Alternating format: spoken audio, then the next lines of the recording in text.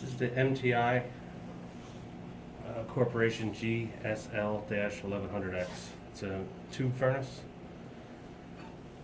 power switch, light indicating heat, a computer control if you have the software to operate this, and then the controller itself, which has 30 temperature time segments.